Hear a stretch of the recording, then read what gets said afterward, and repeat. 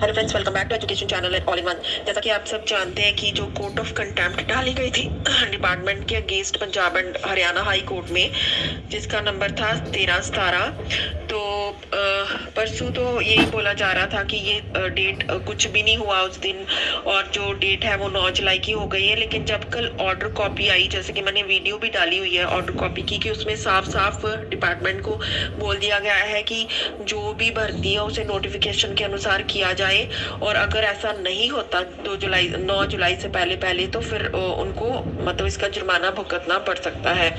तो ये बात फिर वही आ जाती है कि सभी जो कमेंट्स करते हैं कि जो BEd ही ना NIS ना, तो जो 19 तारीख को सबसे पहले जो नोटिफिकेशन ऑर्डर कॉपी आई थी कोर्ट 2364 केस की, तो उसमें यही बताया गया था कि जो भर्ती है अकॉर्डिंग टू नोटिफिकेशन होगी, उसमें कुछ भी चेंज नहीं किया जाएगा।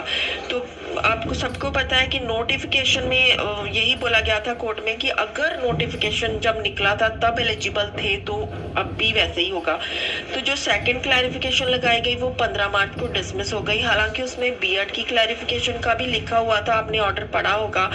NS के बारे में भी साफ साफ पूछा हुआ था और टाइम मांगा था, तो उसको भी डिसमिस कर दिया गया। और हाई कोर्ट ने यही बोला था कि कुछ भी नहीं होगा, कोई जो 19 को ऑर्डर आए हैं मतलब भर्ती जो नोटिफिकेशन के अनुसार की जाए।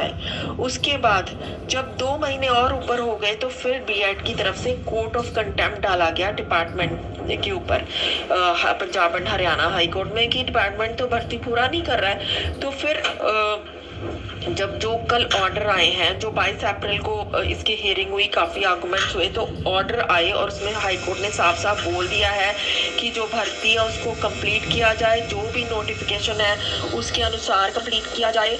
हाई कोर्ट का जो भी मतलब कि अगेंस्ट जाना, इसको बर्दाश्त नहीं किया जाएगा। और 9 जुलाई तक अगर डिपार्टमेंट अपनी भर्ती पूरी नहीं करता है, इसके रिगार्डिंग कुछ नहीं करता है, तो उसे जुर्माना भुगतना पड़ सकता है। ऐसे कोर्ट की अवहेलना होगी। तो इसका मतलब यह है कि जो भर्ती अब नोटिफिकेशन के अनुसार ही होगी। और जब नोटिफिकेशन आया था तो तब BEd भी इन थी, NS भी इन थी और सभी इन थे। जैसा कि अब तो तीन बार जो है वो डिपार्टमेंट को मतलब कि काफी फटकार मिल चुकी है कि फिर अब पूरी 100% होप है कि जो भर्ती है 2364 जो है वो अकॉर्डिंग टू नोटिफिकेशन होगी। मींस कि सभी एलिजिबल रहेंगे, NS भी एलिजिबल रहेगा, BEd भी एलिजिबल होगा और भर्ती अकॉर्डिंग टू नोटिफिकेशन होगी। और बहुत ही बड़ी अपडेट है कि कल जो तीसरा मतलब की कोर्ट ऑफ कंटेम्प्ट डाली गई है, पहले 2 बार क्लैरिफिकेशन डिसमिस हो गई है और कल तीसरी बार जो BEd की तरफ से कोर्ट ऑफ कंटेम्प्ट डाला गया डिपार्टमेंट के अगेंस्ट, उसमें भी डिपार्टमेंट को फटकार लगाई गई है कि उसको भर्ती को पूरा करे नोटिफिकेशन के अनुसार, जो कि डबल बेंच का फैसला था। तो इस हिसाब से सभी इन है, कोई भी आउट नहीं होगा, भर्ती अकॉर्डिंग टू नोटिफिकेशन होगी।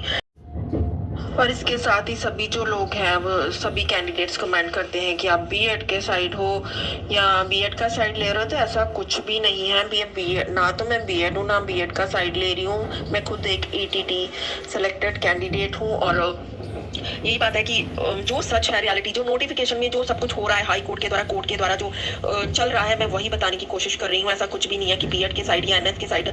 मैं एक रेगुलर कैंडिडेट हूँ और जो भी चल रहा है वो जो हाई कोर्ट्स में हो रहा है, जो डिसीजन आ रहे हैं, मैं उसी को फॉलो करके ये बता रही हूँ।